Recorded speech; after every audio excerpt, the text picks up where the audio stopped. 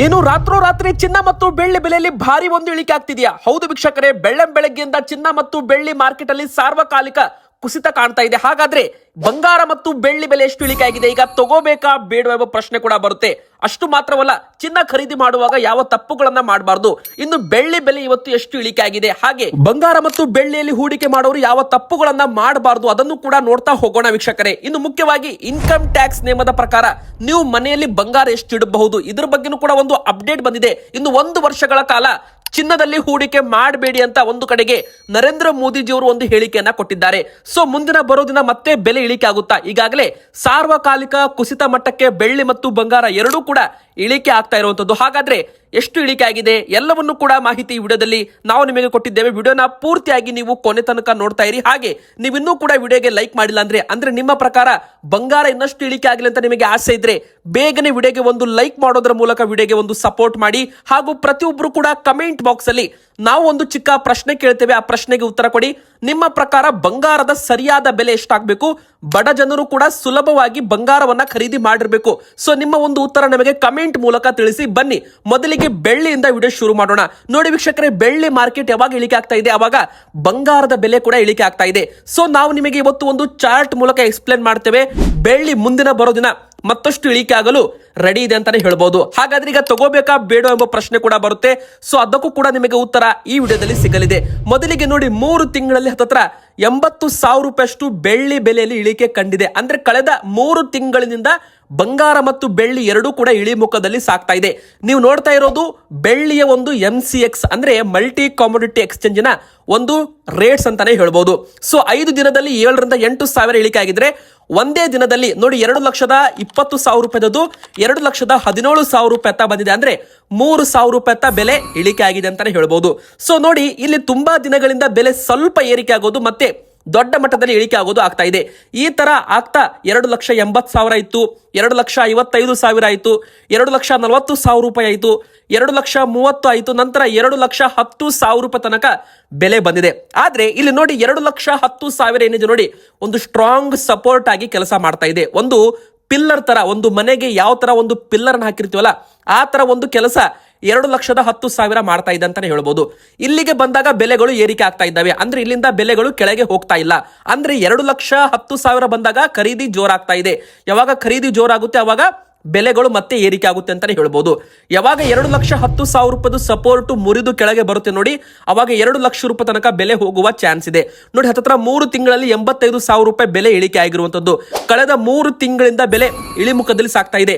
1-2 ದಿನ ಬೆಲೆ ಏರಿಕೆ ಆಗುತ್ತೆ, 20,000 30,000 ಏರಿಕೆ ಆಗುತ್ತೆ, ಮತ್ತೆ ದಿಢೀರ್ ಅಂತ ಕುಸಿತ ಕಾಣ್ತಾ ಇದೆ. ನೋಡಿ, ಯಾರೆಲ್ಲ ಹಳೆಯ ಹೂಡಿಕೆದಾರರು ಅಂದ್ರೆ ಯಾರೆಲ್ಲ ಹೋದ ವರ್ಷ ಬೆಳ್ಳಿಯಲ್ಲಿ ಖರೀದಿ ಮಾಡಿದ್ರಲ್ಲ 1,20,000 ರೂಪಾಯಿ ಖರೀದಿ ಮಾಡಿದ್ರಲ್ಲ, ಬೆಲೆ ಏರಿಕೆ ಆಗ್ತಾ ಇದೆ ಅವರು ತಮ್ಮ ಹತ್ತಿರ ಇರೋ ಬೆಳ್ಳಿಯನ್ನ ಮಾರಾಟ ಮಾಡ್ತಿದ್ದಾರೆ.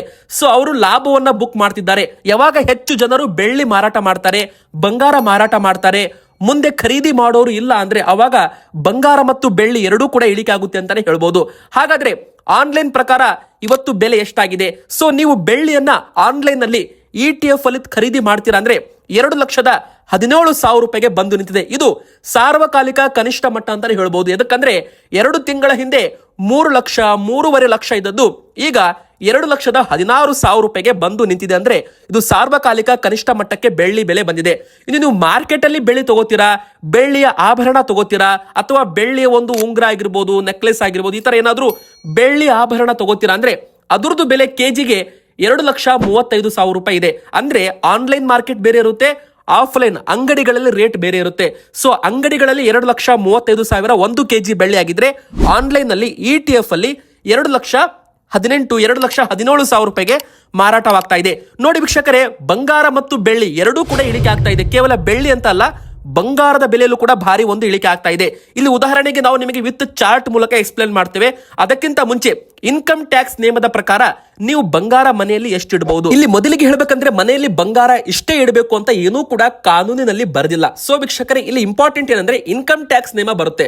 ಸೊ ನೀವು ಏನಾದ್ರೂ ಕಪ್ಪು ಹಣ ಅಂದ್ರೆ ಕೆಲವರು ಏನ್ ಮಾಡ್ತಾರೆ, ಕಪ್ಪು ಹಣವನ್ನ ಬಂಗಾರದಲ್ಲಿ ಶೇಖರಣೆ ಮಾಡಿ ಇಡ್ತಾರೆ. ಮತ್ತೆ ತುಂಬಾ ಜನ ಕ್ಯಾಶ್ ನಲ್ಲಿ ಅಂದ್ರೆ ಹಣ ಕೊಟ್ಟು ಬಂಗಾರ ಖರೀದಿ ಮಾಡೋರ ಸಂಖ್ಯೆ ಜಾಸ್ತಿ ಇರುತ್ತೆ. ಅಂದ್ರೆ ನೋಡಿ, ಒಂದೇ ದಿನ 2 ಲಕ್ಷ ರೂಪಾಯಿಗಿಂತ ಹೆಚ್ಚು ಒಬ್ಬರ ವ್ಯಕ್ತಿಯಿಂದ ಹಣ ಕೊಡುವಂತಿಲ್ಲ. ಒಬ್ರು ಇಸ್ಕೊಳ್ಳುವಂತಿಲ್ಲ ಅಂತ ನಿಯಮ ಇದೆ. ನೀವೇನಾದ್ರೂ 2 ಲಕ್ಷ ರೂಪಾಯಿಗಿಂತ ಹೆಚ್ಚು ಏನಾದ್ರೂ ಖರೀದಿ ಮಾಡ್ತೀರಾ, ವಸ್ತು ಖರೀದಿ ಮಾಡ್ತೀರಾ ಅಂದ್ರೆ ಕಡ್ಡಾಯವಾಗಿ ನೀವು ಆನ್ಲೈನ್ ನಲ್ಲಿ ಪೇಮೆಂಟ್ ಮಾಡಬೇಕು. ಅಂದ್ರೆ ಬ್ಯಾಂಕ್ ಟ್ರಾನ್ಸ್ಫರು, ಚೆಕ್ ಕೊಡೋದ್ರ ಮೂಲಕ, ನೆಫ್ಟ್, RTGS ಈ ತರ ಆನ್ಲೈನ್ ಪೇಮೆಂಟ್ ಗಳನ್ನು ನೀವು ಮಾಡಬೇಕಾಗುತ್ತೆ.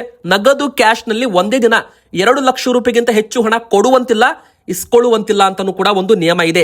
ಸೊ ನೀವೇನಾದ್ರೂ ಮಾಡ್ತೀರಾ ಅಂದ್ರೆ ಆನ್ಲೈನ್ ಮೂಲಕ ಹಣವನ್ನ ವರ್ಗಾವಣೆ ಮಾಡಬೇಕಾಗುತ್ತೆ. ಸೊ ಕ್ಯಾಶ್ ನಲ್ಲಿ ಮಾಡಬಾರ್ದು, ನಗದು ಹಣದಲ್ಲಿ ಮಾಡಬಾರ್ದು ಅಂತ ಒಂದು ರೂಲ್ಸ್ ಇದೆ. ಯಾರಾದ್ರೂ ಈ ರೂಲ್ಸ್ ಮೀರಿದ್ರೆ ಅವರಿಗೆ ದಂಡ ಕೂಡ ಹಾಕಲಾಗುತ್ತೆ. ಇನ್ನು ವೀಕ್ಷಕರೇ, ಇನ್ಕಮ್ ಟ್ಯಾಕ್ಸ್ ನಿಯಮ ನೋಡೋಕ್ಕಿಂತ ಮುಂಚೆ ಇವತ್ತು ಬಂಗಾರದ ಬೆಲೆಯಲ್ಲಿ ಎಷ್ಟು ಇಳಿಕೆ ಆಗಿದೆ ಹಾಗೂ ಈಗ ತಗೋಬೇಕಾ ಬೇಡ ಎಂಬ ಪ್ರಶ್ನೆ ಬರುತ್ತೆ. ಮೊದಲಿಗೆ ಚಾರ್ಟ್ ನೋಡಿ, 3 ತಿಂಗಳಲ್ಲಿ ಹತ್ತತ್ರ 18,000 ರೂಪಾಯಿಯಷ್ಟು ಬೆಲೆ ಇಳಿಕೆ ಆಗಿದೆ. ಅಂದ್ರೆ 1,60,000 ರೂಪಾಯಿ ಇತ್ತು, ಈಗ 1,43,000 ರೂಪಾಯಿ ಅಂತ ಬಂಗಾರದ ಬೆಲೆ ಓಡ್ತಾ ಇದೆ. ಇನ್ನು ಒಂದೇ ತಿಂಗಳಲ್ಲಿ 4ರಿಂದ 5,000 ರೂಪಾಯಿ ಮತ್ತೆ ಬೆಲೆಯಲ್ಲಿ ಇಳಿಕೆ ಆಗಿರುವಂತದ್ದು. ಸೊ ಇದು ಬಂಗಾರದ ಮಾರ್ಕೆಟ್ ಕೂಡ ಇಳಿಮುಖದಲ್ಲಿ ಸಾಗ್ತಾ ಇದೆ. ಆದ್ರೆ 5 ದಿನಗಳ ಹಿಂದೆ ದೊಡ್ಡ ಮಟ್ಟದಲ್ಲಿ ಕುಸಿತವಾಗಿತ್ತು, ಮತ್ತೆ ಮಾರ್ಕೆಟ್ ರಿಕವರಿ ಆಗಿದೆ. ಅಂದ್ರೆ ತುಂಬಾ ಜನ ಹೆಚ್ಚು ಖರೀದಿ ಮಾಡಿರೋದ್ರಿಂದ ಡಿಮ್ಯಾಂಡ್ ಏರಿಕೆ ಆಗಿದೆ ಅಂತಾನೆ ಹೇಳ್ಬೋದು. ಸೊ ವೀಕ್ಷಕರೇ, ಒಂದೇ ದಿನ 980 ರೂಪಾಯಿ ಬೆಲೆ ಇಳಿಕೆ ಆಗಿದೆ. ಇಲ್ಲಿ ಇಂಪಾರ್ಟೆಂಟ್ ಏನಪ್ಪಾ ಅಂದ್ರೆ ಪ್ರತಿ ಒಂದು 15 ದಿನಕ್ಕೆ ಬಂಗಾರದ ಬೆಲೆ 5,000 ರೂಪಾಯಿ ಇಲ್ಲಿ ಇಳಿಕೆ ಕಾಣ್ತಾ ಇದೆ. ಬೇಕಾದ್ರೆ ನೀವು ನೋಡಬಹುದು, ಮೊದಲು 1,60,000 ಇತ್ತು, ನಂತರ 1,55,000 ಆಯಿತು, ನಂತರ 1,48,000 ಆಯಿತು, ನಂತರ 1,44,000, ಈಗ 1,40,000 ರೂಪಾಯಿಗೆ ಬಂದು ಮತ್ತೆ ಇದರಿಂದ ಸಪೋರ್ಟ್ ಹೋಗಿದೆ. ಅಂದ್ರೆ ಯಾವ ತರ ಬೆಳ್ಳಿ ಬೆಲೆಯಲ್ಲಿ ಸಪೋರ್ಟ್ ಇದೆಯಲ್ಲ ಆ ತರ ಬಂಗಾರದಲ್ಲೂ ಕೂಡ ಇದೆ. ನೋಡಬಹುದು ನೀವು, ಪ್ರತಿ ಬಾರಿನೂ ಕೂಡ 5,000 ಒಂದು ವೀಕ್ ಗ್ಯಾಪ್ ಅಲ್ಲಿ ಇಳಿಕೆ ಆಗಿರುವಂತದ್ದು. ಈ ಬಾರಿ ಮತ್ತೆ ಈಗ ಆಗಸ್ಟ್ ತಿಂಗಳು ಪ್ರಾರಂಭವಾಗಿದೆಯಲ್ಲ, ಮತ್ತೆ ಇಲ್ಲೂ ಕೂಡ ಈ ತಿಂಗಳು ಕೂಡ 5,000 ಏನಾದ್ರೂ ಇಳಿಕೆ ಆದ್ರೆ, ಅದಕ್ಕಿಂತ ಮುಂಚೆ ಈ 1,40,000 ರೂಪಾಯಿ ಸಪೋರ್ಟ್ ಮುರಿತಾ ಇಲ್ಲ. ಅಂದ್ರೆ ಸ್ಟ್ರಾಂಗ್ ಸಪೋರ್ಟ್ ಬೇಸ್ಮೆಂಟ್ ಇದೆ ಇಲ್ಲಿ. ಅಂದ್ರೆ ಇಲ್ಲಿ ಖರೀದಿ ಮಾಡೋರ ಸಂಖ್ಯೆ ಜಾಸ್ತಿ ಆಗಿದೆ. ಯಾವಾಗ ಬೆಲೆಗಳು ಇಳಿಕೆ ಆಗುತ್ತೆ, ಹೂಡಿಕೆದಾರರು ಹೆಚ್ಚು ಹೋಲ್ಸೇಲ್ ಅಲ್ಲಿ ಆಗಿರ್ಬೋದು, ಬಲ್ಕ್ ಅಲ್ಲಿ ಖರೀದಿ ಮಾಡ್ತಾರೆ. ಖರೀದಿ ಮಾಡೋರು ಅಂದ್ರೆ ಕೇವಲ 1 ಲಕ್ಷ 2 ಲಕ್ಷ ಖರೀದಿ ಮಾಡೋರಲ್ಲ, ಸಾವಿರಾರು ಕೋಟಿ ಹಣದಲ್ಲಿ ಇದರಲ್ಲಿ ಹೂಡಿಕೆ ಮಾಡ್ತಾರೆ. ಅಮೆರಿಕದವರು, ರಷ್ಯಾದವರು, ಚೈನಾದವರು, ಜಪಾನ್ದವರು, ಜರ್ಮನಿ ದೇಶದವರು, ವಿಧವಾದ ದೇಶದ ಬ್ಯಾಂಕುಗಳು, ಅಂದ್ರೆ ಬೇರೆ ದೇಶದ ಬ್ಯಾಂಕುಗಳು, ಸೆಂಟ್ರಲ್ ಬ್ಯಾಂಕ್ಸ್ಗಳು ಕೂಡ ಬಂಗಾರದಲ್ಲಿ ಹಣವನ್ನು ಹೂಡಿಕೆ ಮಾಡ್ತಾರೆ. ಇತ್ತ ಕೇವಲ ಭಾರತದ ಬ್ಯಾಂಕ್ಗಳು ಮಾತ್ರ ಅಲ್ಲ, ವಿದೇಶಿ ಬ್ಯಾಂಕುಗಳು ಕೂಡ ಬಂಗಾರದಲ್ಲಿ ಹಣವನ್ನು ಹೂಡಿಕೆ ಮಾಡ್ತಾರೆ. ಸೊ ವೀಕ್ಷಕರೇ, ಇಲ್ಲಿ ಡಿಮ್ಯಾಂಡ್ ಕ್ರಿಯೇಟ್ ಆಗುತ್ತೆ, ಮತ್ತೆ ಬೆಲೆ ಏರಿಕೆ ಆಗುತ್ತೆ ಅಂತಾನೆ ಹೇಳ್ಬೋದು. ಒಂದು ವೇಳೆ ಬಂಗಾರದ ಮಾರ್ಕೆಟ್ ಇವತ್ತು ಭಾರತದಲ್ಲಿ ಏರಿಕೆ ಆಗಿದೆ ಅಂದ್ರೆ ಅಮೆರಿಕದಲ್ಲೂ ಕೂಡ ಬೆಲೆ ಏರಿಕೆ ಆಗಿರುತ್ತೆ. ಸೊ ಇದರಲ್ಲಿ ಕೇಂದ್ರ ಸರ್ಕಾರದ ಕೈ ಇರೋದಿಲ್ಲ, ಇದೆಲ್ಲ ಕೂಡ ಸಪ್ಲೈ ಚೇನ್ ಮೇಲೆ ಡಿಪೆಂಡ್ ಆಗಿದೆ.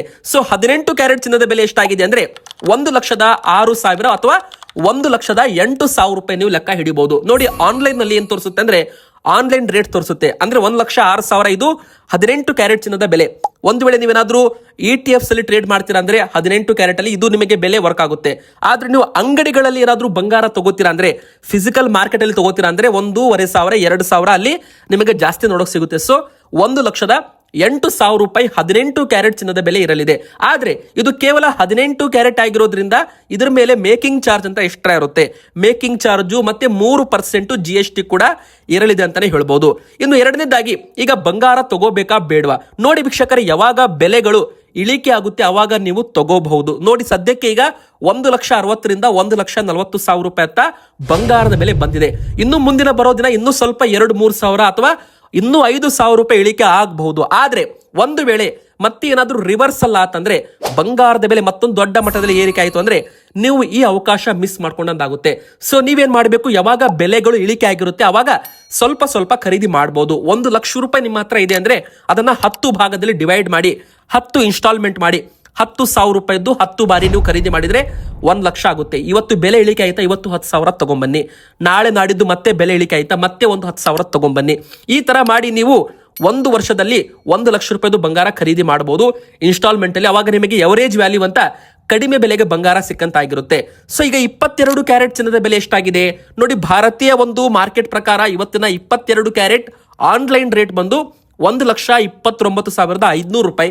ಆದ್ರೆ ಆಫ್ಲೈನ್ ಮಾರ್ಕೆಟ್ಗಳಲ್ಲಿ, ಜ್ಯುವೆಲ್ಲರಿ ಅಂಗಡಿಗಳಲ್ಲಿ 1,32,000 ರೂಪಾಯಿ ಆಗಿದೆ 22 ಕ್ಯಾರೆಟ್ ಚಿನ್ನದ ಬೆಲೆ. ನೋಡಿ, ಹೋದ ವಾರ ಅಥವಾ ಹೋದ ತಿಂಗಳು ನೀವು ಲೆಕ್ಕ ಮಾಡಿ 1,40,000 ರೂಪಾಯಿ ಇತ್ತು 22 ಕ್ಯಾರೆಟ್ ಚಿನ್ನದ ಬೆಲೆ. ಈಗ 1,32,000 ರೂಪಾಯಿ, 1,32,500 ರೂಪಾಯಿ 22 ಕ್ಯಾರೆಟ್ ಚಿನ್ನದ ಬೆಲೆ ಇದು 916 ಅಂತ ತುಂಬಾ ಜನ ಕರೀತೀರಿ. ಅಂದ್ರೆ ಇದು 91.6% ಇದರಲ್ಲಿ ಬಂಗಾರ ಇರುತ್ತೆ. ಸೊ ವೀಕ್ಷಕರೇ, ಇದ್ರ ಮೇಲೂ ಕೂಡ ಮೇಕಿಂಗ್ ಚಾರ್ಜ್ ಇರುತ್ತೆ, GST ಕೂಡ ಇರುತ್ತೆ, ಇದು ಎಕ್ಸ್ಟ್ರಾ ಇರುತ್ತೆ ಅಂತಾನೆ ಹೇಳ್ಬೋದು. ಮೇಕಿಂಗ್ ಚಾರ್ಜು ಒಂದು ಅಂಗಡಿಯಲ್ಲಿ 5% ಇರುತ್ತೆ, ಕೆಲವೊಂದು ಅಂಗಡಿಗಳಲ್ಲಿ 8% ಇರುತ್ತೆ. ಸೊ ನೀವು ಕಂಪೇರ್ ಮಾಡಬೇಕು, ಎಲ್ಲಿ ಬಂಗಾರ ಖರೀದಿ ಮಾಡ್ತೀರಾ ಅಲ್ಲಿ ನೀವು ಬೇರೆ ಅಂಗಡಿಗೆ ಬಂಗಾರದ ರೇಟ್ ಆಗಿರ್ಬೋದು ಮೇಕಿಂಗ್ ಚಾರ್ಜ್ ಅನ್ನ ಕಂಪೇರ್ ಮಾಡಬೇಕು. ಅವಾಗ ಎಲ್ಲಿ ನಿಮಗೆ ಕಡಿಮೆ ಬೆಲೆಗೆ ಮೇಕಿಂಗ್ ಚಾರ್ಜ್ ಇರುತ್ತೆ, ಎಲ್ಲಿ ನಿಮಗೆ ಹಾಲ್ ಮಾರ್ಕ್ ಇದ್ದ ಬಂಗಾರ ಸಿಗುತ್ತೆ, ಎಲ್ಲಿ HUID ಕೋಡ್ ಇದ್ದ ಬಂಗಾರ ಕೊಡ್ತಿದ್ದೀರಾ ಅಲ್ಲಿ ನೀವು ಬಂಗಾರದಲ್ಲಿ ಹೂಡಿಕೆ ಮಾಡಬಹುದು. ಸೊ ಅಲ್ಲಿ ನಿಮಗೆ ಒಂದು ಪ್ಯೂರ್ ಗೋಲ್ಡ್ ಸಿಗುವ ಸಾಧ್ಯತೆ ಇರುತ್ತೆ. ತುಂಬಾ ಜನ ಬಂಗಾರ ಖರೀದಿ ಮಾಡ್ತಾರೆ, ಆದ್ರೆ ಹಾಲ್ ಮಾರ್ಕ್ ಇಲ್ಲದೆ ಇರೋ ಬಂಗಾರ ಖರೀದಿ ಮಾಡಿ ಮೋಸ ಹೋಗ್ತಾರೆ. ಸೊ ವೀಕ್ಷಕರೇ, ನೀವು ಕೊಟ್ಟಿರೋ ಹಣಕ್ಕೆ ನಿಮಗೆ ಗ್ಯಾರಂಟಿ ಬೇಕಂದ್ರೆ ನೀವು ಹಾಲ್ ಮಾರ್ಕ್ ಇದ್ದ ಬಂಗಾರ ತಗೊಳ್ಳಿ. ಮುಂದೆ ನೀವೇನಾದ್ರೂ ಸಾಲ ತಗೋತೀರಾ ಅಥವಾ ಬಂಗಾರದ ಮೇಲೆ ಸಾಲ ಆಗಿರ್ಬೋದು, ಬಂಗಾರ ಮಾರಾಟ ಮಾಡ್ತೀರಾ ಅಂದ್ರೂ ಕೂಡ ಹಾಲ್ ಮಾರ್ಕ್ ಕೇಳ್ತಾರೆ ವೀಕ್ಷಕರೇ. ಈಗ 24 ಕ್ಯಾರೆಟ್ ಚಿನ್ನದ ಬೆಲೆ ಎಷ್ಟಾಗಿದೆ? 1,41,400 ರೂಪಾಯಿ. ಇದು ಆನ್ಲೈನ್ ರೇಟ್ ಆಗಿರುತ್ತೆ. ಆಫ್ಲೈನ್ ಅಂಗಡಿಗಳಲ್ಲಿ 1,43,500 ರೂಪಾಯಿವರೆಗೂ ಮಾರಾಟವಾಗ್ತಾ ಇದೆ. ನೋಡಿ, 24 ಕ್ಯಾರೆಟ್ ಅಂದ್ರೆ ಇದು ಗಟ್ಟಿ ಬಂಗಾರ. ಇದು ಹೂಡಿಕೆ ಮಾಡೋರು ತಗೋತಾರೆ. ನೋಡಿ, ಹೂಡಿಕೆ ಮಾಡೋರಿಗೆ 2 ಆಪ್ಷನ್ ಇದೆ. ಒಂದು, ಆನ್ಲೈನ್ ನಲ್ಲಿ ETF ಅಲ್ಲಿ ಅಂದ್ರೆ ಎಕ್ಸ್ಚೇಂಜ್ ಟ್ರೇಡೆಡ್ ಫಂಡ್ ಅಲ್ಲಿ ಹೂಡಿಕೆ ಮಾಡಬಹುದು. ಎರಡನೇದಾಗಿ ನೀವು ಹಣವನ್ನ ಹೂಡಿಕೆ ಮಾಡಬೇಕಂದ್ರೆ ಬಂಗಾರದಲ್ಲಿ, ಗಟ್ಟಿ ಬಂಗಾರದಲ್ಲಿ ಹೂಡಿಕೆ ಮಾಡಬೇಕು. ಆಭರಣ ಬೇಕಂದ್ರೆ 22 ಕ್ಯಾರೆಟ್ ನೀವು ಬಂಗಾರ ತಗೋಬಹುದು. ಇನ್ನು ವೀಕ್ಷಕರೇ, ಇನ್ಕಮ್ ಟ್ಯಾಕ್ಸ್ ನಿಯಮದ ಪ್ರಕಾರ ಮನೆಯಲ್ಲಿ ಬಂಗಾರ ಎಷ್ಟು ಇಡಬಹುದು? ನೋಡಿ ವೀಕ್ಷಕರೇ, ಇಷ್ಟೇ ಬಂಗಾರ ಮನೆಯಲ್ಲಿ ಇಡಬೇಕು ಅಂತ ನಿಯಮ ಇಲ್ಲ. ನೀವು ಮದುವೆ ಆಗಿದ್ದ ಮಹಿಳೆಯರಾಗಿದ್ರೆ ಅವಾಗ 500 ಗ್ರಾಮ್ ವರೆಗೂ ನೀವು ಬಂಗಾರ ಇಟ್ಟರು ಕೂಡ ಯಾರು ಕೂಡ ಲೆಕ್ಕ ಕೇಳಲ್ಲ. 500 ಗ್ರಾಮ್ ಮೇಲೆ ನಿಮ್ಮ ಹತ್ರ ಬಂಗಾರ ಇದೆ ಅಂದ್ರೆ ಅವಾಗ GST ಬಿಲ್ ನೀವು ತೋರಿಸಬೇಕಾಗುತ್ತೆ, ಅಥವಾ ನೀವು ಇನ್ಕಮ್ ಸೋರ್ಸ್ ಅನ್ನ ತೋರಿಸಬೇಕಾಗುತ್ತೆ, ಖರೀದಿ ಮಾಡಿರುವ ಪ್ರೂಫ್ ತೋರಿಸಬೇಕಾಗುತ್ತೆ. ಇನ್ನು ಎರಡನೇದಾಗಿ, ಮದುವೆ ಆಗದೇ ಇರೋ ಮಹಿಳೆಯರು, ಹೆಣ್ಣು ಮಕ್ಕಳು 250 ಗ್ರಾಮ್ ವರೆಗೂ ಮನೇಲಿ ಇಟ್ಕೊಳ್ಳಿ, ಏನು ಕೂಡ ಪ್ರಾಬ್ಲಮ್ ಇಲ್ಲ, ಯಾರು ಲೆಕ್ಕ ಕೂಡ ಕೇಳಲ್ಲ. ಅದಕ್ಕೆ 250 ಗ್ರಾಮ್ ಮೇಲೆ ನಿಮ್ಮ ಹತ್ರ ಬಂಗಾರ ಇದೆ ಅಂದ್ರೆ ನೀವು ಲೆಕ್ಕ ಕೊಡಬೇಕಾಗುತ್ತೆ, GST ಬಿಲ್ ತೋರಿಸಬೇಕಾಗುತ್ತೆ. ಸೊ GST ಬಿಲ್ ತುಂಬಾ ಇಂಪಾರ್ಟೆಂಟ್ ಅಂತಾನೆ ಹೇಳ್ಬೋದು. ಇನ್ನೊಂದು ಕಡೆಗೆ ಪುರುಷರು ಮದುವೆ ಆಗಿರ್ಲಿ ಬಿಡ್ಲಿ 100 ಗ್ರಾಮ್ಸ್ 100 ಗ್ರಾಮ್ ವರೆಗೂ ಯಾರು ಲೆಕ್ಕ ಕೇಳಲ್ಲ. 100 ಗ್ರಾಮ್ ಮೇಲೆ ಬಂಗಾರ ಇದೆ ಅಂದ್ರೆ ಅವಾಗ ಲೆಕ್ಕ ಕೇಳಬಹುದು. So GST bill income source ತೋರಿಸಬೇಕಾಗುತ್ತೆ. ಸೊ ಇಷ್ಟೇ ಬಂಗಾರ ಇಡಬೇಕು ಅಂತ ಏನೂ ಕೂಡ ಕಾನೂನಿನಲ್ಲಿ ಬರ್ದಿಲ್ಲ, ಇದು ಕೂಡ ನಿಮಗೆ ಗೊತ್ತಿರಲಿ. ಇನ್ನು ಮೂರನೇದಾಗಿ ಹೇಳ್ಬೇಕಂದ್ರೆ ಇಂಪಾರ್ಟೆಂಟು, ತುಂಬಾ ಜನ GST ಬಿಲ್ ಇಲ್ಲದೆ ಬಂಗಾರ ಖರೀದಿ ಮಾಡ್ತೀರಾ, ಮುಂದಿನ ಬರೋ ದಿನ ಸಮಸ್ಯೆ ಆಗ್ಬಹುದು. ಸೊ GST ಬಿಲ್ ಕಡ್ಡಾಯವಾಗಿ ತಗೊಳ್ಳಿ.